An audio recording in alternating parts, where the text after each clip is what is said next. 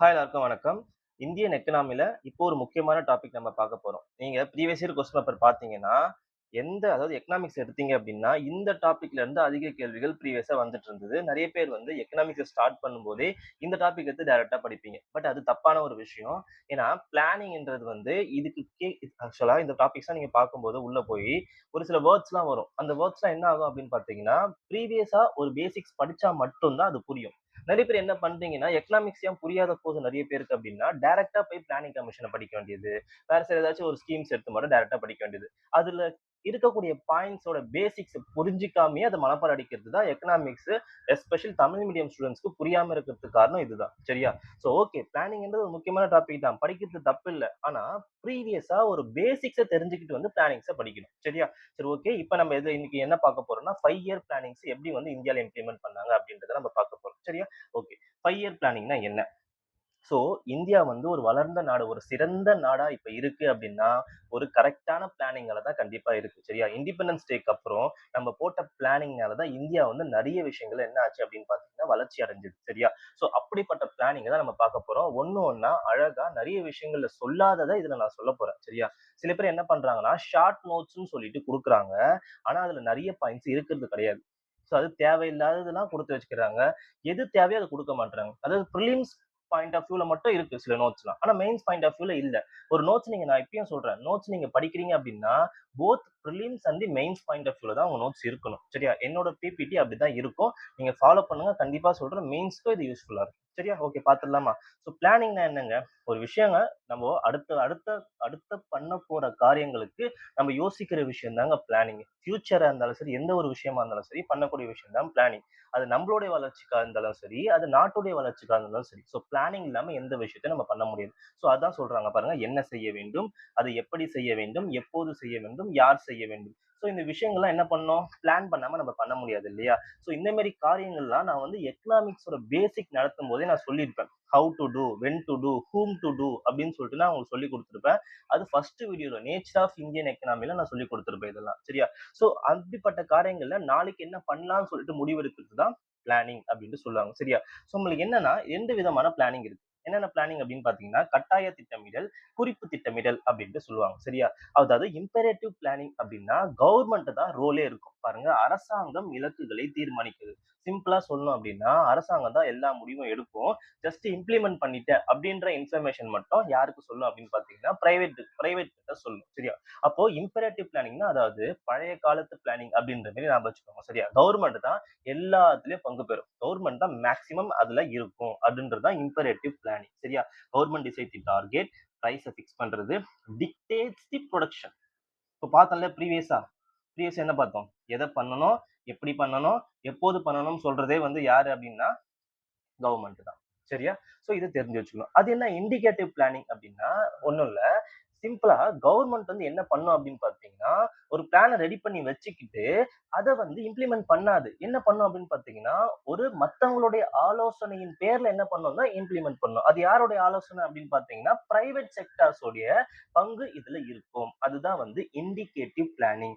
குறிப்பு. அதாவது என்ன பண்ணுவாங்கன்னா, ஒரு குறிப்ப ரெடி பண்ணிக்கிட்டு, கவர்ன்மெண்ட் வந்து மக்கள் கிட்டயும், அதாவது பிரைவேட் செக்டார்ஸ் கிட்டயும் கேட்கறது தான் இண்டிகேட்டிவ் பிளானிங். பாருங்க, அரசாங்கம் பொதுவான இலக்குகளை நிர்ணயித்து ஊக்கத்தொகைகளை வழங்குகிறது.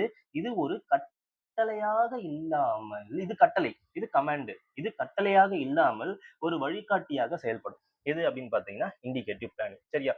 நம்ம எப்போ இண்டிகேட்டிவ் பிளானிங்க்கு ஷிஃப்ட் ஆனோன்றத நான் 5 இயர் பிளானிங் சொல்லும்போது நான் சொல்றேன். சரியா? ஓகே. நெக்ஸ்ட் போலாமா? ஓகே. இப்ப வந்து இண்டிபெண்டன்ஸ்க்கு முன்னாடி நம்ம பிளானிங் போடணும்னு சொல்லிட்டு முடிவு எடுத்துட்டு இருக்கோம்.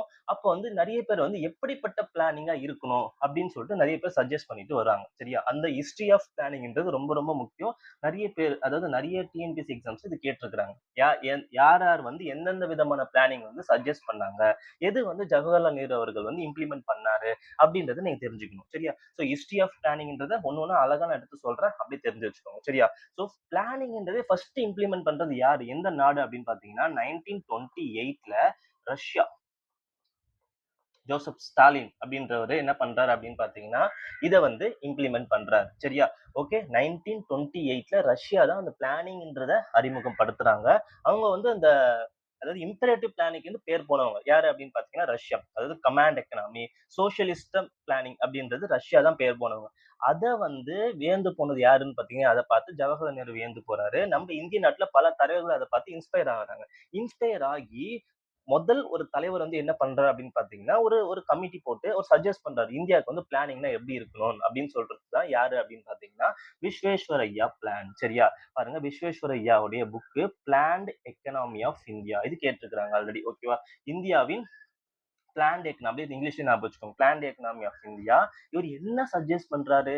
10 ஆண்டு திட்டத்த சஜெஸ்ட் பண்றாரு. சரியா? ஒரு சின்ன சின்ன பாயிண்ட்ட ஞாபகம் வச்சுக்கோங்க. இப்படி படிக்கும்போதே ஸ்டேட்மென்ட்டாவும் அதாவது இப்ப இந்த பாயிண்ட்ட படிச்சுட்டு, அப்படியே இத ஸ்டேட்மென்ட்டாவும் எழுத கத்துக்கணும் மெயின்ஸ்ல. சரியா? பிரிலிம்ஸ்க்கு இது கேட்பாங்க. மெயின்ஸ் அப்படியே இத எழுத கத்துக்கணும். சரியா? He is called as the father of planning. இவருடைய பிறந்த நாள தான் நம்ம என்ன செலிப்ரேட் பண்றோம்? இன்ஜினியர்ஸ் டே வந்து செப்டம்பர் 15 நம்ம செலிப்ரேட் பண்றோம். விஸ்வேஸ்வரய்யா. இவரு ஒரு சிவில் இன்ஜினியர். சரியா? சரி, ஓகே. இது புரிஞ்சுதா? இப்ப அடுத்தது என்ன பண்றாங்க? நேஷனல் பிளானிங் கமிஷன் அப்படின்றது கொண்டு வர நேஷனல் பிளானிங் கமிட்டி. தேசிய திட்டக்குழு அப்படின்றத கொண்டு வராங்க. அப்போதைய தலைவரான சுபாஷ் சந்திர போஸ் வந்து இந்த ரஷ்யனுடைய அந்த பிளானிங்கை பார்த்து இன்ஸ்பயர் ஆகி, சரி நம்ம ஒரு பிளானிங் கமிட்டியை கொண்டு வருவோம் அப்படின்னு சொல்லிட்டு ஒரு கமிட்டி ஃபார்ம் பண்றாரு. அதற்கு தலைவரா யார் இருந்தா அப்படின்னு பாத்தீங்கன்னா, ஜவஹர்லால் நேரு தான் வந்து தலைவரா இருப்பாரு. சரியா? இவர் என்ன சஜெஸ்ட் பண்ணுவாரு அப்படின்னு பாத்தீங்கன்னா, நிறைய விஷயம் ஜவஹர்லால் நேரு சொல்லுவாரு. பட் அதெல்லாம் நமக்கு தேவையில்ல. இது வந்து இம்ப்ளிமெண்ட் பண்ண மாட்டாங்க. அது மட்டும் தெரிஞ்சுக்கோங்க. சரி, அந்த நேஷனல் பிளானிங் கமிட்டி 1938ல யார் வந்து இம்ப்ளிமெண்ட் பண்றா? சுபாஷ் சந்திர போஸ் இம்ப்ளிமெண்ட் பண்றாரு. யார் தலைவரா இருக்கா? ஜவஹர்லால் நேரு தலைவரா இருக்காரு. அட்வைசர் யாரா இருப்பா அப்படின்னு பாத்தீங்கன்னா, விஸ்வேஸ்வரய்யா இருப்பாரு. அட்வைசர் யாரு? விஸ்வேஸ்வரய்யா. அத ஞாபகம் வச்சுக்கோங்க. சரியா? ஓகே. சோ இது வந்து ஃபர்ஸ்ட் அபிஷியல் அட்டெம்ப்ட். இதுவே தேசிய திட்டத்தை உருவாக்குவதற்கான முதல் அதிகாரப்பூர்வ முயற்சியாகும். சரியா? இதெல்லாம் வந்து கீ பாயிண்ட்ஸ்ங்க. இதெல்லாம் எழுதணும். இப்ப இந்த ஒரு கொஸ்டின் வந்து மெயின்ஸ்லயோ இல்ல பிரிலிம்ஸ்லயோ இத கேட்கறாங்கன்னா, இந்த பாயிண்ட் வராம இருக்காது. சரியா? ஓகே. அடுத்தது என்ன பிளானு? பாம்பே பிளான். இது ஒரு ஃபேமஸ் பிளானு. எல்லா இண்டஸ்ட்ரியலிஸ்டும் சேர்ந்து ஒரு இந்தியாவுக்கு சஜெஸ்ட் பண்ண ஒரு பிளான் தான் இது. இவங்க என்ன சஜெஸ்ட் பண்றாங்க அப்படின்னு பாத்தீங்கன்னா, heavy industries and basic industry. அதாவது கனரக தொழிற்சாலைகள் கொண்டு வரணும் அப்படின்னு சொல்லிட்டு இந்த பாம்பே திட்டம் வந்து இன்ட்ரோடியூஸ் பண்றாங்க. யாரெல்லாம் இருக்கிறாங்க அப்படின்னு பாருங்க. பிர்லா, டாடாலாம் இதுல மெம்பரா இருப்பாரு. பாம்பே பிளான்ன்றதுல என்ன பண்ணுவாங்க அப்படின்னு பாத்தீங்கன்னா, மெம்பரா இருப்பாங்க. சரியா? நெக்ஸ்ட் என்ன அப்படின்னு பாத்தீங்கன்னா, காந்தியன் பிளான்.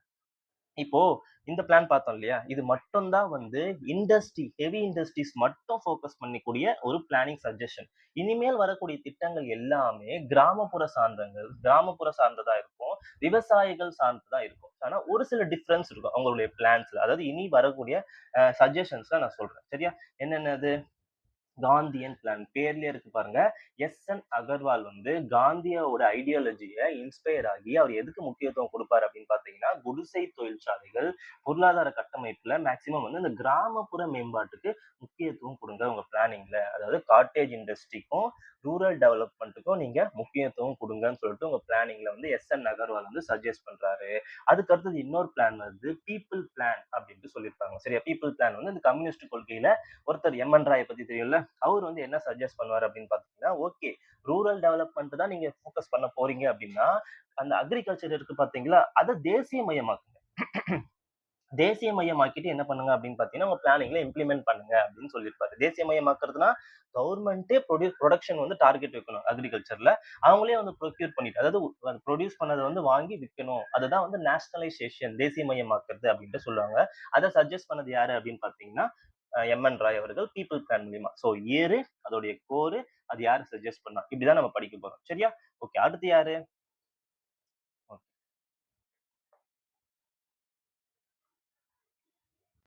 அடுத்தது வந்து சர்வோதயா பிளான். அதாவது சர்வோதயா பிளானுக்கு இன்னொரு பேர் என்ன அப்படின்னு பாத்தீங்கன்னா, ஜே.பி. நாராயணன் பிளான் அப்படின்ட்டு சொல்லுவாங்க. சரியா? சோ இவர் தான் வந்து கடைசியா சஜெஸ்ட் பண்ண ஒண்ணு. சரியா? இவர் சொன்னதுக்கு அப்புறம் என்ன நடக்கும் அப்படின்னு பாத்தீங்கன்னா, ஜவஹர்லால் நேரு என்ன இம்ப்ளிமெண்ட் பண்றாரு?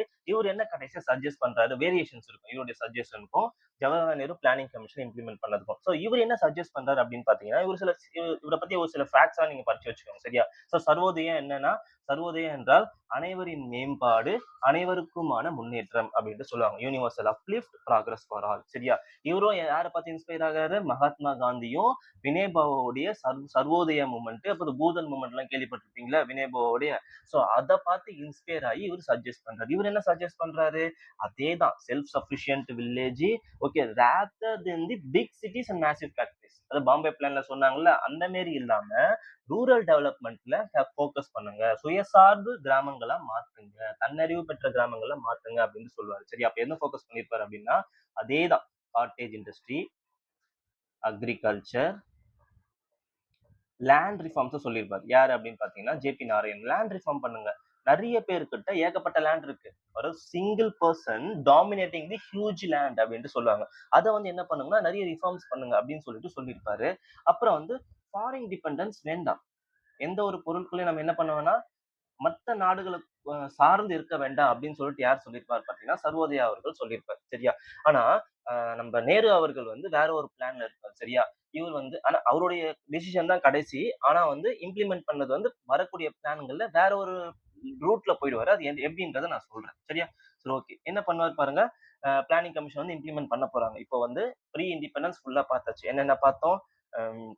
நேஷனல் பிளானிங் கமிட்டி, அதாவது Visvesvaraya plan, national planning committee, people plan, அப்புறம் வந்து காந்தியன் பிளானு, அதுக்கப்புறம் வந்து ஜேபி நாராயணன் பிளான். ஸோ இந்த மாதிரி வந்து நிறைய பார்த்தோம். அதெல்லாம் வந்து இண்டிபெண்டன்ஸ் டேக்கு முன்னாடி நடந்த சம்பவங்கள். அது எல்லாமே ஞாபகம் வச்சுக்கோங்க. சரியா? இப்போ பிளானிங் கமிஷன் வரப்போகுது. எப்போ இம்ப்ளிமெண்ட் பண்றாங்க? மார்ச் 15 1950ல வந்து என்ன பண்றாங்க அப்படின்னு பாத்தீங்கன்னா இம்ப்ளிமெண்ட் பண்றாங்க. அது வந்து என்னது? ஒரு அரசியல் சார்ந்த அமைப்பும் கிடையாது. நிறைய வாட்டி கேட்டிருக்கிறாங்க. சரியா? அரசியல் சார்ந்த அமைப்பும் கிடையாது. இது சட்டபூர்வமான அமைப்பும் கிடையாது. சரியா? யார் சேர்மேனு? ஃபர்ஸ்ட் சேர்மேன் வந்து Jawaharlal Nehru. First deputy chairman யாருன்னு கேட்பாங்க. ஃபர்ஸ்ட் டெபுட்டி சேர்மன் யாரு? ஓகேயா? யாரு? குல்சாரிலால் நந்தா. குல்சாரிலால் நந்தா. சரியா? குல்சாரிலால் நந்தா அப்படின்ட்டு சொல்லுவாங்க. சரியா? சோ ஓகே, இவர் என்ன பண்றாரு? ஃபர்ஸ்ட் எந்த பிளானிங் சஜஸ்ட் பண்றாரு? 5 இயர் பிளானிங் சஜஸ்ட் பண்ணுவாரு.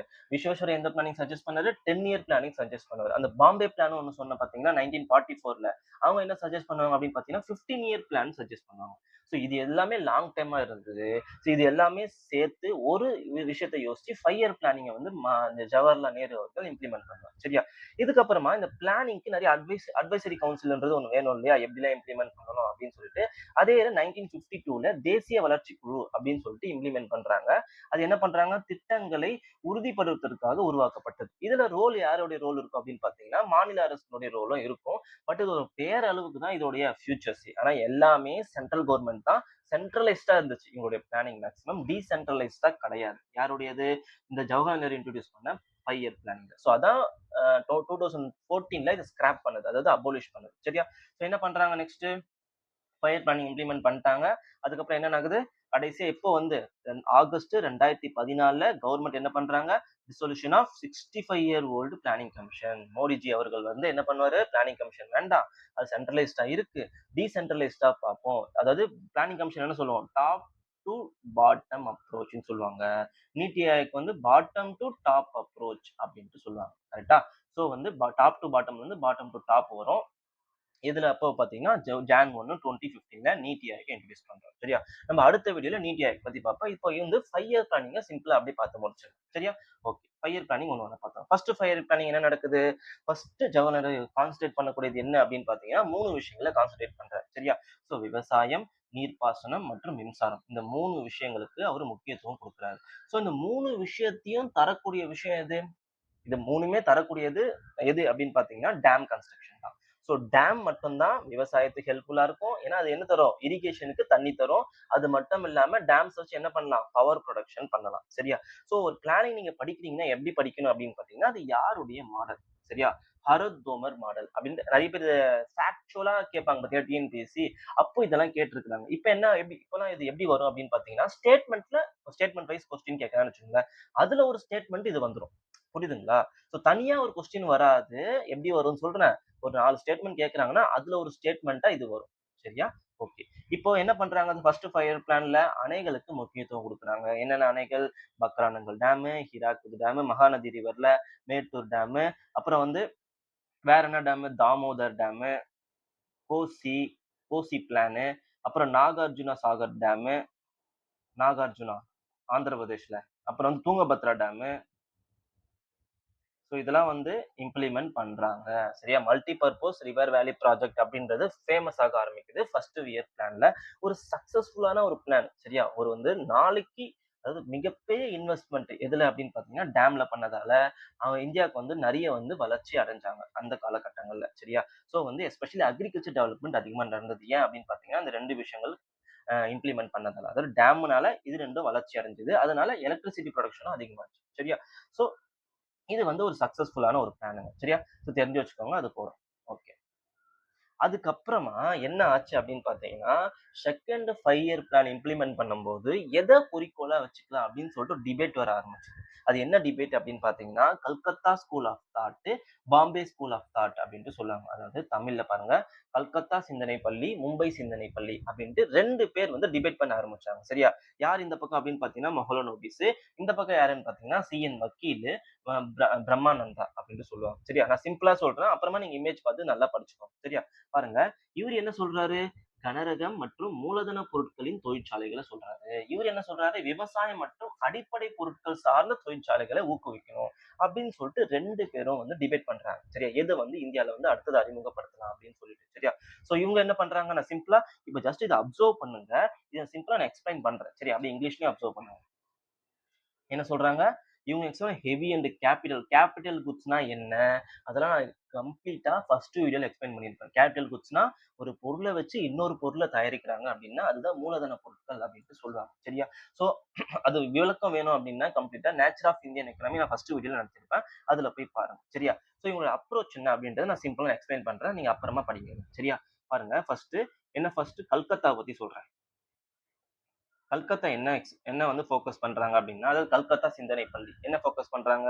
அவங்க வந்து ஹெவி இண்டஸ்ட்ரிய ஃபோக்கஸ் பண்ணுங்க அப்படின்னு சொல்றாங்க. சரியா? ஏன்னா, இப்போ வந்து ஹெவி இண்டஸ்ட்ரி வந்து வந்தது அப்படின்னா, ஃபார் எக்ஸாம்பிள் லார்ஜ் ஹெவி இண்டஸ்ட்ரிக்கு எக்ஸாம்பிள் சொல்றேன். Large machine making industry. Machine making industry வருதுன்னு வச்சுக்கோங்களேன். இப்ப இந்த மிஷின் சார்ந்த இப்போ ஒரு ஒரு மிஷின் வந்து இவங்க ப்ரொடியூஸ் பண்றாங்க.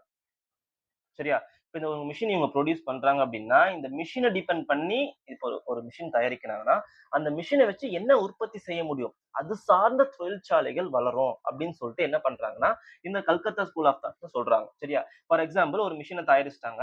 இந்த மிஷின தயாரிக்கிறதுக்கு மிஷின வச்சு என்ன பண்ணலாம் அப்படின்னா, உதாரணத்துக்கு நான் சொல்றேன். டிராக்டர் தயாரிக்கலாம்னு வச்சுக்கோங்களேன். இந்த மிஷின வச்சு ஒரு டிராக்டர் தயாரிக்கலாம்னு வச்சுக்கோங்களேன். அப்ப என்ன இண்டஸ்ட்ரி வளரும்? டிராக்டர் மேனுஃபேக்சரிங் இண்டஸ்ட்ரி வளரும். கரெக்ட்டுங்களா?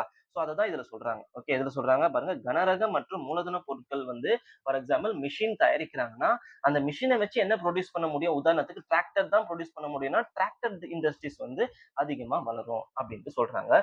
இப்ப டிராக்டர் தொழிற்சாலைகள் அதிகமா வளர்ந்ததுன்னா, டிராக்டர் எதுக்கு யூஸ் ஆகும்? அக்ரிகல்ச்சருக்கு யூஸ் ஆகும். அப்ப என்ன பண்றாங்க? இத நம்ப பெருக்கணும் அப்டின்னா, அக்ரிகல்ச்சர் டெவலப்மெண்ட் ஆகும். நம்ம டைரக்ட்டா அக்ரிகல்ச்சர் ஃபோக்கஸ் பண்ணணும்னு அவசியம் இல்ல. இத டெவலப் பண்ணுங்க. ஆட்டோமேட்டிக்கா இது வளரும் அப்டின்ட்டு நெனச்சாங்க.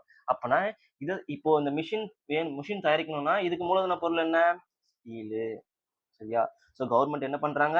ஸ்டீல் புரொடியூசிங் பிளான்ட்க்கு என்ன பண்றாங்க அப்டின்னு பார்த்தீங்கன்னா, ஃபோக்கஸ் பண்ண ஸ்டார்ட் பண்றாங்க. எந்த எந்த ஸ்கூல் எந்த தாட்டுக்கு? கல்கத்தா தாட்டுக்கு. கல்கத்தாவுடைய சிந்தனை பள்ளிக்கு எத ஃபோக்கஸ் பண்றாங்க? Heavy industry. சரியா? இப்போ பாம்பே ஸ்கூல் ஆஃப் தாட் யார் அவங்க? யாரு அவங்க? பாம்பே ஸ்கூல் ஆஃப் தாட் வக்கீலும், பிரம்மானந்தாவும் ஃபோக்கஸ் பண்றாங்க. என்ன பண்றாங்க அப்படின்னு பார்த்தீங்கன்னா, நீங்க வந்து ஹெவி இண்டஸ்ட்ரிக்கு ஃபோக்கஸ் பண்றதுக்கு பதிலா, என்ன பண்ணுங்கன்னா, லேபர் இன்டென்சிவ் குட்ஸ் அப்படின்ட்டு சொல்லுவாங்க.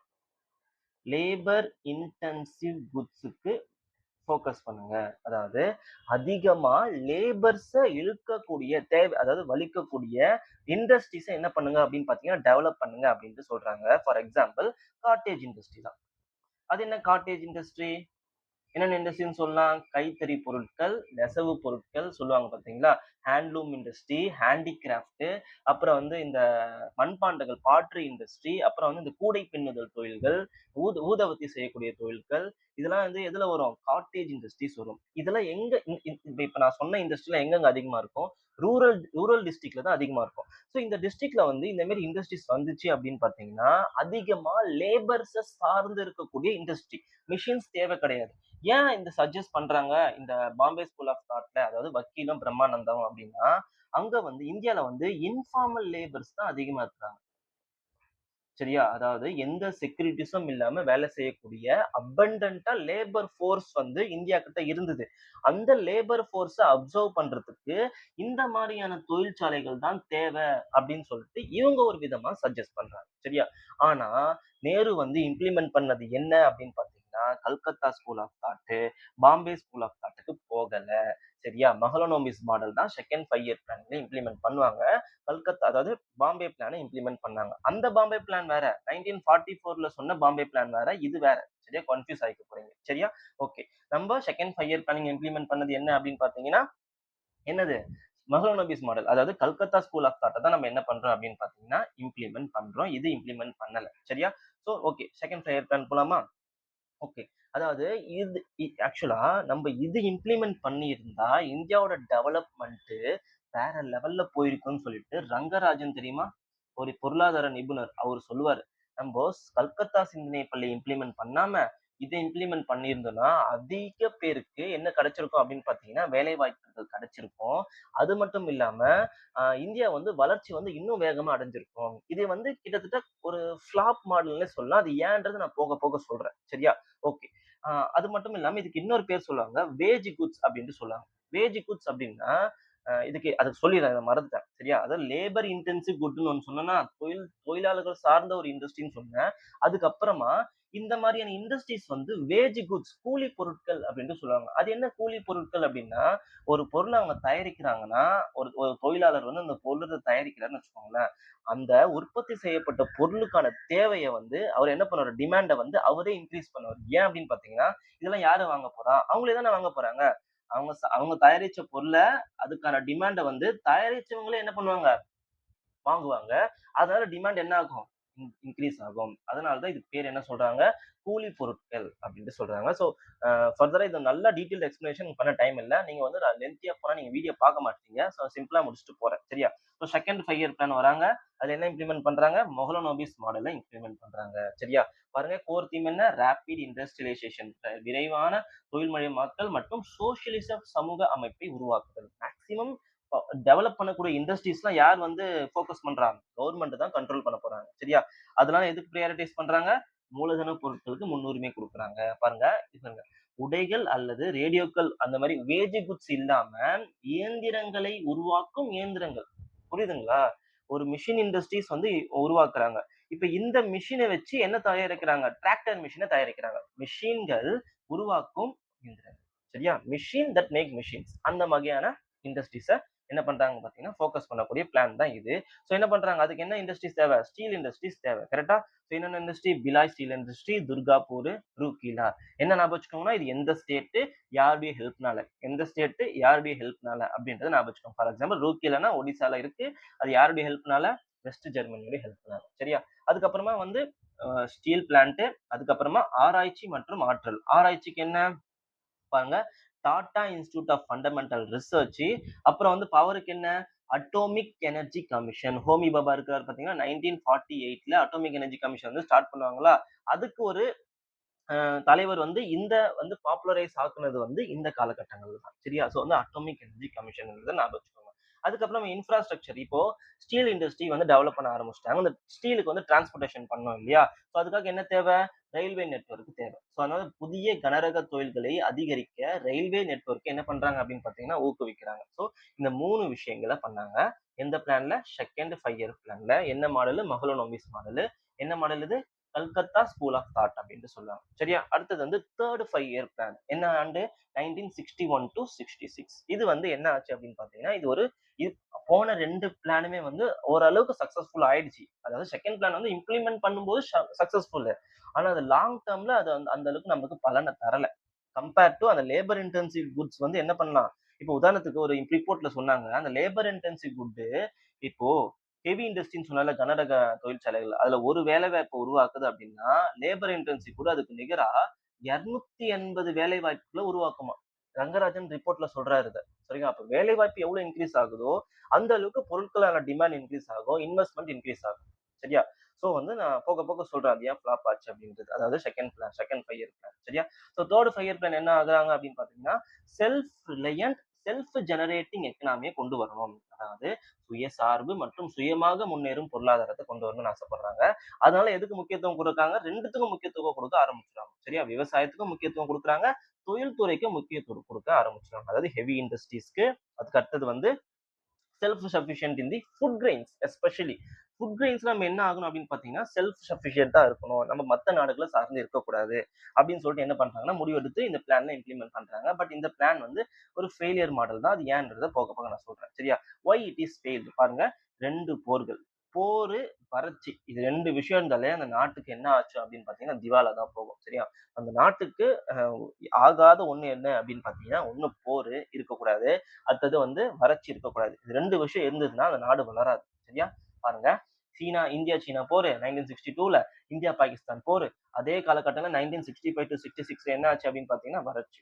இந்த காலகட்டங்கள்ல நேரு அவர்கள் சமாளிச்சது பெரிய விஷயம். அதனால தான் 1964ல அவர் என்ன ஆச்சு அப்படின்னு பார்த்தீங்கன்னா, ஸ்ட்ரோக் வந்து இறந்துருவாரு. சரியா? ஸோ அதுக்கப்புறமா லால் பகதூர் சாஸ்திரி வருவாரு. அவரும் இறந்துருவாரு. ஸோ நெறைய பொலிட்டிக்கல் இன்ஸ்டபிலிட்டியா வந்து இந்த காலகட்டங்கள்ல ஃபேஸ் பண்ணியிருக்கோம் இந்தியா. ஸோ அதனால தான் அவங்க ஃபோக்கஸ் பண்ணது 5.6 ஆனா அச்சீவ் பண்ணது என்னவோ வந்து 2.4 தான் இந்த 5 இயர் பிளான். சரியா? இந்த காலகட்டங்கள்ல முக்கியமா இன்ட்ரோடியூஸ் பண்ணது இந்த பிளானிங்ல என்ன அப்படின்னு பாத்தீங்கன்னா, ஃபுட் கார்ப்பரேஷன் ஆஃப் இந்தியா வந்து இன்ட்ரோடியூஸ் பண்றாங்க. இந்திய உணவு கழகம் 1965ல. அதாவது இந்த பிளானிங் கமிஷன் பீரியட்ல இன்ட்ரோடியூஸ் பண்ணது இது ஒண்ணும் பெரிய விஷயம். சரியா? அது ஏன்னா பாத்தீங்கன்னா எதுக்காக இன்ட்ரோடியூஸ் பண்றாங்க இது? பாருங்க. செல்ஃப் சஃபிஷியன்சி அதாவது செல்ஃப் சஃபிஷியன்ட்டா இருக்கணும் ஃபுட் கிரெயின்ஸ்ல. அந்த நோக்கத்தோடயே தான் நம்ம என்ன இன்ட்ரோடியூஸ் பண்றாங்க? எஃப்சிஐ இன்ட்ரோடியூஸ் பண்றாங்க. அதனால என்ன இன்ட்ரோடியூஸ் பண்றாங்க? 2வது செல்ஃப் ஜெனரேட்டிங் எக்கனாமி. அதாவது கிராஸ் ரூட் லெவல்ல வந்து என்ன ஆகணும் அப்படின்னு பார்த்தீங்கன்னா, ஆளுமை இருக்கணும் அப்படின்னு சொல்லிட்டு பஞ்சாயத் ராஜுக்கு என்ன பண்றாங்க அப்படின்னு பார்த்தீங்கன்னா, முக்கியத்துவம் குடுக்குறாங்க. அதாவது செல்ஃப் ரிலையன்ட்க்கு பஞ்சாயத் ராஜ், செல்ஃப் ஜெனரேட்டிங் எக்கனாமிக்கு எஃப்சிஐ சொல்லிட்டு 2 விஷயங்கள இந்த காலத்துல இம்ப்ளிமெண்ட் பண்றாங்க. Although it is a failure model. சரியா? இது என்ன மாடல்? இன்னொரு பேர் என்ன அப்படின்னு சொல்லுவாங்கன்னா, சக்கரவர்த்தி மாடல் அப்படின்ட்டு சொல்லுவாங்க. இப்போ பேர் வச்சு சொன்னேன் பார்த்தீங்களா? ஃபர்ஸ்ட் வந்து ஹரத் தோமர் மாடல், 2வது வந்து மஹலனோபிஸ் மாடல், 3வது வந்து சக்கரவர்த்தி மாடல் அப்படின்ட்டு சொல்லுவாங்க. சரியா? ஓகே. இப்போ என்ன பண்றாங்க? பிளான இம்ப்ளிமெண்ட் பண்ண முடியாது. ஏன் அப்படின்னு பார்த்தீங்கன்னா, நெறைய திவால் ஆயிடும் அரசு. பொலிட்டிக்கல் இன்ஸ்டபிலிட்டி இருக்கும். அதனால என்ன பண்ணுவாங்க அப்படின்னு பார்த்தீங்கன்னா, பிளான் ஹாலிடே விட்டுட்டு 66ல இருந்து 69 வரைக்கும் ஆண்டு திட்டங்கள இம்ப்ளிமெண்ட் பண்ணுவாங்க. சரியா? அந்த அந்த காலகட்டங்கள்ல முக்கியமா வந்த ஒண்ணு எது அப்படின்னு பார்த்தீங்கன்னா, கிரீன் ரெவல்யூஷன், பசுமை புரட்சி. ஏன் அப்படின்னா, பிஎல் 480 ஷிப்மென்ட் அப்படின்ட்டு சொல்லுவாங்க. சரியா? அதாவது பிஎல் 480 அப்படின்னா, நம்ம இந்தியா வந்து அமெரிக்கா கிட்ட வீட்டு வாங்கிட்டு இருந்தாங்க. சரியா? கன்செஷன் ரேட்ல அமெரிக்கா வந்து வளர்ந்து வளர்ந்து வரும் நாடுகளுக்கு குடுத்த ஒரு பெனிஃபிட் தான் இது. அது இந்தியா வந்து அதிகமா பயனடைஞ்சாங்க. சரியா? அதுல வந்து இப்ப என்ன ஆச்சு அப்படின்னு பார்த்தீங்கன்னா, இத வந்து யுஎஸ்ஏ வந்து ஸ்டாப் பண்ணிடுவாங்க. ஏன் ஸ்டாப் பண்ணிடுவாங்க அப்படின்னு பார்த்தீங்கன்னா, இந்தியா பாகிஸ்தான் வாரு, இந்தியா சைனா வாரு. இத வந்து ஈடுபட்டதால பொருளாதார தடைகள் வந்து அமெரிக்கா வந்து இந்தியா மேல விதிச்சுருவாங்க. அதனால இத வந்து இம்ப்ளிமெண்ட் பண்ண மாட்டாங்க. அதாவது குடுக்க மாட்டாங்க. அதனால இந்தியா வந்து என்ன பண்ணணும்? ஃபுட் கிரெயின்ஸ்ல நம்ம நெறைய டெவலப் ஆகணும். நம்ம என்ன பண்ணணும்? மத்த நாடுகள நம்பி இருக்கக்கூடாதுன்னு கொண்டு வரப்பட்டது தான் சுவாமிநாதன் மூலியமா கொண்டு வரப்பட்டது தான் இந்த கிரீன் ரெவல்யூஷன். சரி என்ன இன்ட்ரோடியூஸ் பண்றாரு? High yield variety of wheats. Sorry wheats wheat வந்து ஃபர்ஸ்ட் இன்ட்ரோடியூஸ் பண்றாங்க. சார்பதி சோனோரா வெரைட்டிய வந்து இன்ட்ரோடியூஸ் பண்றாங்க. என்ன அப்படின்னு பார்த்தீங்கன்னா, இந்த வீட்ட இன்ட்ரோடியூஸ் பண்றாங்க. அது என்ன ஆக்சுவலா கிரீன் ரெவல்யூஷன்ன்றது என்னது? அக்ரிகல்ச்சர ட்ரிபிள் த மடங்கு பெருக்கணும். அதுக்கு என்ன தேவை? கெமிக்கல் ஃபெர்டிலைசர்ஸ் தேவை, பூச்சிக்கொல்லிகள் தேவை, உரங்கள் தேவை மற்றும் தீவிர நீர்ப்பாசன முறைகள், டெக்னாலஜிக்கல் டெவலப்மென்ட் தேவை. ஸோ அதுல தான் கிரீன் ரெவல்யூஷன்ல இம்ப்ளிமெண்ட் பண்றாங்க. சரியா? இப்போ இந்த காலகட்டங்கள். சரியா? ஓகே. அடுத்து என்ன? அடுத்து வந்து இதே காலகட்டங்கள்ல என்ன பண்றாங்க? நம்ம எக்ஸ்போர்ட்ட பெருக்கணுன்றதுக்காக டீவேல்யூவேஷன் பண்றாங்க. டீவேல்யூவேஷன் பணத்தின் மதிப்ப குறைக்கிறாங்க. பணத்தின் மதிப்பு குறைக்கிறதுன்னா என்ன? இந்த காலகட்டங்கள்ல பண்ணது. சரியா? இப்போ ஒரு டாலர் வந்து ரூ. 60 இருக்கு அப்படின்னா, ஒரு டாலர் என்ன ஆக்குறாங்க அப்படின்னு பார்த்தீங்கன்னா, ரூ. 80ன்னு ஆக்குறாங்க. இது எதுக்காக? நோக்கம் என்ன? இந்திய ஏற்றுமதிகளை அதிகரிக்கிறதுக்கு. டீவேல்யூவேஷன்னால ஏற்றுமதி அதிகரிக்கிறது அப்படின்றத ஞாபகம் வச்சுக்கோங்க. சரியா? ஏன் ஏற்றுமதி அதிகரிக்கிறாங்க? இப்ப நேத்து வந்து நீங்க ரூ. 60 கிடைக்குதுன்னா ஏற்றுமதி பண்ணும்போது, இன்னைக்கு எவ்வளவு கிடைக்கும் உங்களுக்கு? ரூ. 80 கிடைக்கும். அப்ப நேத்து நீங்க எக்ஸ்போர்ட் பண்ணலன்னா, நாளைக்கு கண்டிப்பா நீங்க எக்ஸ்போர்ட் பண்ணுவீங்க. கரெக்ட்டா? ஏன்னா நீங்க என்ன பண்ணுவீங்க? எக்ஸ்போர்ட் பண்ணும்போது உங்க கையில என்னங்க கிடைக்கும்? டாலர் கிடைக்கும். டாலர் பண்ணும்போது டாலர் வந்து நேத்து வந்து ரூ. 60 கிடைச்சிருக்கும். இன்னைக்கு எவ்வளவு கிடைக்குது உங்களுக்கு? ரூ. 80 கிடைக்குது. சோ வந்து டீவேல்யூவேஷன் எதுக்காக? எக்ஸ்போர்ட்ட பெருக்கிறதுக்காக அப்போ வந்து கவர்மெண்ட் வந்து இத வந்து செஞ்சாங்க. சரியா? அது மட்டும் இல்லாம இன்னொரு மேஜரான ஒரு விஷயம் பண்ணாங்க. பஃபர் ஸ்டாக்க அறிமுகப்படுத்துறாங்க. இருப்பு சேமிப்பு.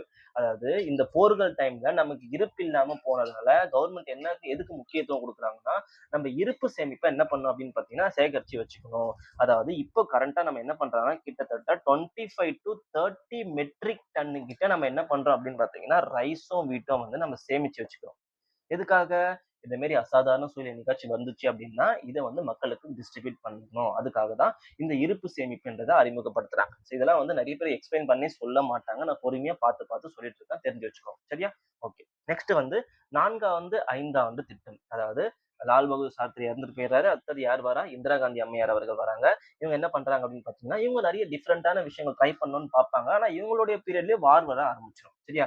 இதுக்கு இன்னொரு பேர் என்ன அப்படின்னு பார்த்தீங்கன்னா, அசோக் ருத்ரா மாடல் அப்படின்ட்டு சொல்லுவாங்க. சரியா? என்ன பண்றாங்க? எந்த காலகட்டம்?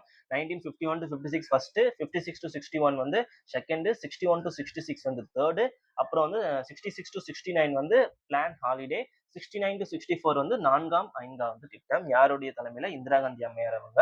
இத நல்லா ஞாபகம் வச்சுக்கணும். நிலைத்தன்மையுடன் கூடிய வளர்ச்சி. இது அப்படியே கேட்டிருக்காங்க. சரியா? குரோத் வித் ஸ்டெபிலிட்டி என்ற ஃபோக்கஸ் உடைய அமைந்த ஆண்டு திட்டம் எது? அப்படின்ட்டு கேட்டாங்க. எது அப்படின்னு பார்த்தீங்கன்னா இதுதான். சரியா? சரி ஓகே.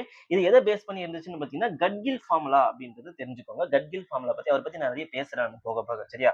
அதுல ஒண்ணு என்ன அவர் சொல்லியிருப்பாரு அப்படின்னு பார்த்தீங்கன்னா, அடிப்படையாக கொண்டது எது அப்படின்னு பார்த்தீங்கன்னா, இது மாநிலங்களுக்கான மத்திய நிதி உதவி ஒதுக்கீட்டில் கவனம் செலுத்துது. அதாவது ஸ்டேட்டையும் அதாவது ஒரு கோஆப்பரேட்டிவா இருக்கணும் நம்ப. மாநிலத்துக்கும் நம்ம என்ன பண்ணணும், வளர்ச்சிக்கு வந்து நம்ப வந்து மத்திய அரசு வந்து நிதி ஒதுக்கணும். அந்த நோக்கத்தோடயே தான் இந்த 5 ஆண்டு திட்டத்த கொண்டு வந்திருக்காங்க. சரியா? ஓகே. என்னது இது ஒரு ஃபெயிலியர் மாடல் தான். குரோத் வந்து 5.7 தான் டார்கெட் பண்ணியிருக்காங்க. ஆனா 3.3 தான் வந்து வந்து அச்சீவ் பண்ணியிருக்காங்க. ஆக்சுவலா இந்த டேட்டாலாம் தெரிஞ்சுக்கணும்னு அவசியம் கிடையாது. அது whether it is failure R successful அப்படி தெரிஞ்சு நீங்க பிரெடிக்ட் பண்ணுங்க. சரியா? ஓகே. பாருங்க இந்த காலகட்டத்தில கொண்டு வந்தது என்ன? மேஜர் ஈவென்ட்ஸ் என்ன அப்படின்னு பார்த்தீங்கன்னா, எம்ஆர்டிபி ஆக்ட். அதாவது ஏகபோகங்கள் மற்றும் கட்டுப்பாடற்ற வர்த்தக நடைமுறைகள் சட்டம். இந்திரா காந்தி அம்மையார் வந்து என்ன பண்ணாங்க அப்படின்னு பார்த்தீங்கன்னா, ஒரு இண்டஸ்ட்ரி இருக்கு அப்படின்னா, அது ஒருத்தர் மட்டும் அந்த இண்டஸ்ட்ரியில டெவலப்டா இருக்கக்கூடாது. எல்லாருக்கும் குடுக்கணும். அந்த industry for example steel industry இருக்குன்னு வச்சுக்கோங்களேன். இப்ப ஸ்டீல் இண்டஸ்ட்ரியில ஒருத்தர் வந்து நல்லா வந்து அவர் வந்து அத டெவலப் ஆயி அவருடைய அசெட் வந்து 20 கோடி இருக்குன்னு வச்சுக்கோங்களேன். இந்த 20 கோடிக்கு மேல அவரு போகக்கூடாது. அவருடைய அசெட்ட வந்து அவருடைய இண்டஸ்ட்ரியோடைய அசெட்னா சொத்து. என்ன பண்ணக்கூடாது அப்படின்னு பார்த்தீங்கன்னா, பெருக்கக்கூடாது அப்படின்னு சொல்லிட்டு என்ன பண்றாரு அப்படின்னு பார்த்தீங்கன்னா, ரெஸ்ட்ரிக்ஷன் போடுறாங்க இந்திரா காந்தி அம்மையார். அந்த சட்டத்தின் பேர் தான் ஏகபோக மற்றும் கட்டுப்பாடற்ற வர்த்தக நடைமுறைகள் சட்டம். சரியா? இது ஒரு நல்லதுக்காக தான் பண்ணுவாங்க. பட் அது வந்து பாதகமா போய் முடிஞ்சிரும். நான் இது தனியா ஒரு சாப்டரா இண்டஸ்ட்ரீஸ பத்தி நடத்துவேன். அது ஒரு சிலபஸ் இருக்கு. அதுல நம்ம ஸ்பெசிஃபிக்கா ஃபோக்கஸ் பண்ணணும். நம்ம இப்ப பார்க்க போறது 5 இயர் பிளானிங் மட்டும் வந்து அது மட்டும் தெரிஞ்சு வச்சுக்கோங்க. சரியா? ஸோ எம்ஆர்டிபி இன்ட்ரோடியூஸ் பண்றாங்க. வங்கிகள வந்து தேசியமயமாக்குறாங்க. இததான் ஆல்ரெடி எக்ஸ்பிளைன் பண்ணியிருக்கேன். சரியா? 14 மேஜர் பேங்க்ஸ் என்ன பண்ணியிருக்காங்கன்னா, தேசியமயமாக்கியிருக்காங்க. சரியா? ஓகே. ஏன் வந்து இது ஃபெயிலியர் மாடலு? ஏன் அப்படின்னு பார்த்தீங்கன்னா, இந்த ஓகே இந்தியா, ஈஸ்ட் பாகிஸ்தான் போர்கள். சரியா? என்ன நடக்குது அப்படின்னு பார்த்தீங்கன்னா, ஈஸ்ட் பாகிஸ்தான்ல இருந்து அதிகமான ஓகே என்னது ரெஃப்யூஜிஸ் வர ஆரம்பிச்சதால, அவங்களுக்கு நம்ம நெறைய பண்ண வேண்டியிருந்ததால, இந்த 5 இயர் பிளானிங் வந்து ஃபெயிலியர் மாடல்ல போய் முடிஞ்சுது. இதே காலகட்டங்கள்ல நம்ம என்ன பண்ணியிருக்கோம் அப்படின்னு பார்த்தீங்கன்னா, த ஃபர்ஸ்ட் நியூக்ளியர் டெஸ்ட் பண்ணியிருக்கோம் பொக்ரான்ல. ஓகே. ராஜஸ்தான் பொக்ரான்ல வந்து first nuclear test APJ Abdul Kalam அவர்கள் தலைமையில பண்ணியிருக்கோம். சக்சஸ்ஃபுல்லா பண்ணியிருக்கோம். சரியா? அதுக்கு கோடு வேர்டு தான் இந்த ஸ்மைலிங் புத்தா. நல்லா ஞாபகம் வச்சுக்கோங்க. சரியா? ஸோ சக்சஸ்ஃபுல்லா பண்ணியிருப்போம். இதனால இந்தியா மேல நெறைய பொருளாதார தடைகள்லாம் விதிச்சிருப்பாங்க. அதையும் இந்தியா ஃபேஸ் பண்ணிட்டாங்க. சரியா? ஃபேஸ் பண்ணி வந்திருக்காங்க. சரியா? அதுக்கப்புறமா இதே வரக்கூடிய 5 ஆண்டு திட்டங்கள்ல பொக்ரான் 2லாம் அட்டல் வாஜ்பாய் அவர்கள் பீரியட்லாம் சக்சஸ்ஃபுல்லா பண்ணியிருக்கோம். சரியா? அதுக்கப்புறமா தான் இந்தியா வந்து நியூக்ளியர் ஸ்டேட் அப்படின்றத நம்ம இந்தியா வந்து அடைஞ்சது அந்த பேர. சரியா? ஓகே. அடுத்து வந்து 5வது திட்டம். ஓகே. சோ இதுல என்னாச்சு? ஃபெயிலியர் மாடல் என்னென்ன கொண்டு வந்தாங்க? இதே காலகட்டங்கள்ல என்ன கொண்டு வந்திருப்பாங்க? நேஷனலைசேஷன் ஆஃப் பேங்க், அப்புறம் வந்து ஆப்பரேஷன் ஃப்ளட்ன்றது ஃபேமஸ் ஆயிருக்கும். அது மறந்துட்டேன் பாருங்க. இந்த பீரியட்ல. ஆப்பரேஷன் ஃப்ளட்னா என்ன? 1970 ஒயிட் ரெவல்யூஷன். மில்க் புரொடக்ஷன் வந்து அதிகரிச்சோம். அதாவது Amul, Anand milk union limited கேள்விப்பட்டிருப்பீங்களா? அதுதான். சரியா? ஓகே. இப்போ வந்து 5ஆண்டு திட்டம். 1974 to 78 இது ஒரு முக்கியமான ஒரு குறிப்பு ஞாபகம் வச்சுக்கோங்க. இது 5 ஆண்டை முடிக்காத 5ஆண்டு திட்டம் எது அப்படின்னு கேட்பாங்க. அது எது அப்படின்னு பார்த்தீங்கன்னா 5 எல்லாமே 5, 5, 5லயே வருது ஞாபகம் வச்சுக்கோங்க. சரியா? சரியா? ஓகே. அதே பிரதமர் தான் இந்திரா காந்தி அவர்கள் தலைமையில தான் இது வந்து அமைக்கப்பட்டது. என்ன எய்ம்? கரிபி ஹட்டாவோ, அதாவது அப்போ வந்து அவங்க எலெக்ஷன்ல பிரச்சாரம் பண்ணுவாங்க. நான் வந்து ஆட்சியை பிடிச்சேன் அப்படின்னா கரிபி ஹட்டாவோ தான் முதல் எய்மு. அதாவது வறுமையை வந்து நான் வந்து ஒழிப்பேன் அப்படின்னு வந்து சொல்லுவாங்க.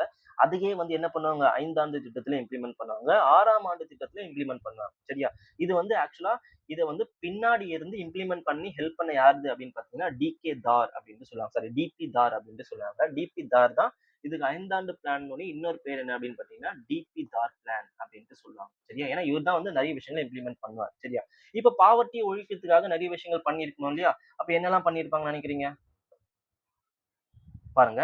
மினிமம் நீட்ஸ் புரோகிராம், குறைந்தபட்ச தேவைகள் திட்டம். அதாவது drinking water, primary education, health, இந்த 3 விஷயம் தேவைன்னா, அப்ப என்ன கொண்டு வந்திருப்பாங்கன்னு நெனைக்கிறீங்க? 20 point programme, the famous 20 point programme கேள்விப்பட்டிருப்பீங்களா? 20 பாயிண்ட் புரோகிராம், ஐசிடிஎஸ், இதெல்லாம் வந்து எப்போ கொண்டு வந்தாங்க அப்படின்னு பார்த்தீங்கன்னா, இந்த மினிமம் நீட்ஸ் புரோகிராம்ல கொண்டு வந்திருக்காங்க. சரிங்களா? அதுக்கப்புறமா வந்து நேஷனல் ஹைவே சிஸ்டம், டொமஸ்டிக், அதாவது டொமஸ்டிக் சப்ளைய பெருக்கணும். டிரான்ஸ்போர்டேஷன் ஃபெசிலிட்டிஸ் நெறைய வரணும்னு சொல்லிட்டு ரோட்வேல கான்சன்ட்ரேட் பண்ணியிருக்காங்க. இந்த 5ஆண்டு திட்டத்துல. அப்புறம் வந்து மின்சார உற்பத்தியில கான்சன்ட்ரேட் பண்ணியிருக்காங்க. அதாவது ஸ்டேட்ல தான் மேக்ஸிமம் மின்சார உற்பத்தி இருந்தது. இப்ப என்ன பண்றாங்கன்னா, சென்ட்ரல் கவர்ன்மெண்ட் வந்து ஃபோக்கஸ் பண்ண ஆரம்பிக்கிறாங்க இந்த மின்சார உற்பத்தியில. அதான் வந்து எலக்ட்ரிசிட்டி சப்ளை ஆக்ட் வந்து அமெண்ட் பண்ணுவாங்க 1975ல. அது எதுக்காக அப்படின்னு பார்த்தீங்கன்னா, மத்திய அரசு நேரடியாக ஈடுபட வழிவகுத்தது. எது அப்படின்னு பார்த்தீங்கன்னா, இந்த சட்டத்த சீர்திருத்தம் செஞ்சதால. சரியா? இந்த 3 விஷயம் பண்ணாங்க.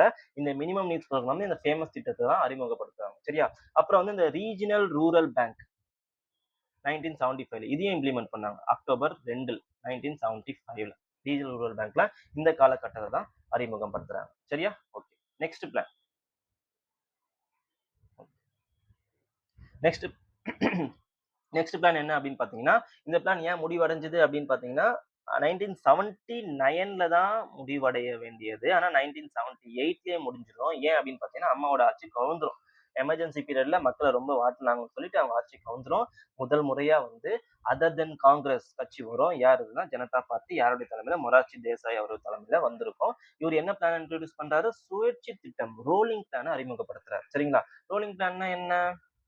சுழலும் திட்டம்னா என்ன? இவர் வந்து யார் ஃபர்ஸ்ட் இத இன்ட்ரோடியூஸ் பண்ணியிருப்பா அப்படின்னு பார்த்தீங்கன்னா, குன்னர் மிர்டால் அப்படின்றவரு ஸ்வீடன் பொருளாதார நிபுணர் இத அறிமுகப்படுத்துறாரு. ரோலிங் திட்டம் அப்படின்னா, அவ்வப்போது என்ன பண்ணுவாங்கன்னா, அந்த பிளானிங்ல மாத்திக்கிட்டே சஜஷன் குடுத்து மாத்திக்கிட்டே இருப்பாங்க. அதான் சுழலும் திட்டம். சரியா? அது இந்தியால இம்ப்ளிமெண்ட் பண்ணது யாருன்னு பார்த்தீங்கன்னா, மொரார்ஜி தேசாய். யாருடைய ஆலோசனையால பார்த்தீங்கன்னா, லக்தவாலா அவர்களுடைய ஆலோசனையால இது என்ன பண்ண அப்படின்னு பார்த்தீங்கன்னா, செயல்படுத்தப்பட்டது. அப்போதைய டெப்டி சேர்மனா இருப்பாரு பிளானிங் கமிஷன். சரியா? ஓகே. இவருடைய காலகட்டத்துல, அதாவது 1978-79 பீரியட்ல என்ன அறிமுகப்படுத்துனாங்கன்னா, ட்ரைசம்ன்றது ஒரு ஃபேமஸான ஸ்கீம். சரியா? ட்ரைசம்ன்றது கிராமப்புற இளைஞர்களுக்கு வேலை வாய்ப்பு தரும். அவங்க சுயசார்பா இருக்கணும்ன்றதுக்காக கொண்டு வரப்பட்டது தான் இது. Entrepreneurship skill to the rural youth. எந்த ஏஜ்? 18-35. ட்ரைசம் அப்படின்றத ஞாபகம் வச்சுக்கோங்க. சரியா? எந்த காலத்துக்கு இந்த ஆண்டுல இன்ட்ரோடியூஸ் பண்றாங்க. அடுத்தது வந்து டிமானிட்டைசேஷன் ஃபர்ஸ்ட் பண்றாங்க. டிமானிட்டைசேஷன் வந்து நெறைய வந்து பிளாக் மணி இருக்கக்கூடாதுன்றதுக்காக டிமானிட்டைசேஷன் பண்றாங்க இவருடைய காலகட்டத்துல. சரியா? ஓகே. இது 2 விஷயங்கள் ஞாபகம் வச்சுக்கோங்க. அடுத்து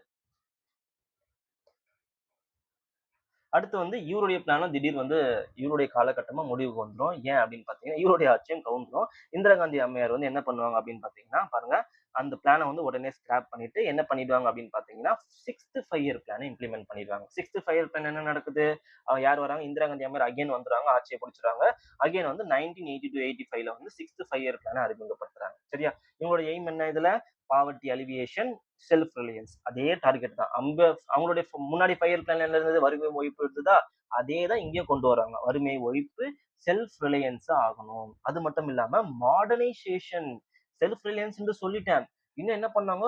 டெவலப்மென்ட், டெக்னாலஜிக்கல் டெவலப்மென்ட் அப்படின்றத கொண்டு வரணும். அதுக்கு என்ன சொல்லியிருப்பாங்க தெரியுமா? பாப்புலேஷன் கண்ட்ரோல் பண்ணுங்க. அப்பதான் நம்மளுக்கு என்ன ஆகும் அப்படின்னு பார்த்தீங்கன்னா, மாடர்னைசேஷன் அவ்வளவு ஈஸியா நம்ம போக முடியும் அப்படின்னு சொல்லிட்டு இந்த வேசிகோட்டமி, டியூபிகாட்டமிலாம் கேள்விப்பட்டிருப்பீங்கல்ல? அதெல்லாம் வந்து அறிமுகப்படுத்துறாங்க. எந்த காலகட்டம் அப்படின்னு பார்த்தீங்கன்னா, இந்த 6வது, 5வது திட்டத்துல அறிமுகப்படுத்துறாங்க. இது ஒரு சக்சஸ்ஃபுல்லான ஒரு பிளான் தான். சரியா? ஓகே. என்னெல்லாம் ஈவென்ட் நடந்துச்சு அப்படின்றத தெரிஞ்சுக்கணும் இல்லையா? பாருங்க. செல்ஃப் ரிலையன்ட்டா இருக்கணுன்றதுக்காக நபார்டு, எக்ஸிம் பேங்க் இதெல்லாம் அறிமுகப்படுத்துறாங்க இவங்களுடைய காலகட்டத்துல. இ ஐஆர்டிபி ரொம்ப ஃபேமஸான ஒண்ணு. இன்டிகிரேட்டட் ரூரல் டெவலப்மெண்ட் ப்ரோக்ராம் 1980ல அறிமுகப்படுத்துறாங்க. இதெல்லாம் வந்து செல்ஃப் ரிலையன்ட்டா ஆகணும். வறுமை ஒழிப்ப நம்ம ஒழிக்கணும். அதுக்கு நபார்டு அக்ரிகல்ச்சருக்கு ஒரு தனி பேங்க்க நம்ம கொண்டு வரணும். எக்ஸ்போர்ட் இம்போர்ட்ட ரெகுலேட் பண்ணணும். ரூரல் டெவலப்மென்ட்க்கு தனி ஸ்கீம கொண்டு வரணும்னு சொல்லிட்டு கொண்டு வரப்பட்டது தான் இது. அப்புறம் எம்ப்ளாய்மென்ட்ட ஃபோக்கஸ் பண்ணு. நேஷனல் ரூரல் எம்ப்ளாய்மென்ட் அதாவது என்ன பண்ணாங்க அப்படின்னு பார்த்தீங்கன்னா, அதாவது இந்த 100 நாள் வேலை திட்டத்துக்கு அடிப்படையா இருந்தது இந்த ஸ்கீம் தான். Okay. National rural employment programme வரும். அடுத்த 5 ஆண்டு திட்டத்த தான் ஜவஹர் ரோஸ்கர் யோஜனான்ட்டு வரும். அதுக்கு அடுத்தது தான் நேஷனல் ரூரல் எம்ப்ளாய்மென்ட் கேரண்டி அப்படின்னு சொல்லிட்டு ஆக்ட்டா வந்து பாஸ் பண்ணுவாங்க 2005ல. சரியா? அதுக்கப்புறம் தான் மகாத்மா காந்தி பேரு வைப்பாங்க அந்த ஸ்கீம். சரியா? சோ வந்து இதுவரைக்கும் 6 5 இயர் பிளான நம்ம முடிச்சுட்டோம். கரெக்ட்டா? ஓகே. சோ அடுத்தது வந்து நம்ம 7த் 5 இயர் பிளான் அடுத்த பார்ட்டா நம்ம பார்ப்போம். ஏதாச்சும் டவுட் இருந்தா கேளுங்க. நம்ம நெக்ஸ்ட் பார்ட்ல 7த் 5 இயர் பிளான் வந்து நான் கன்டின்யூ பண்றேன். So thank you. பாய்.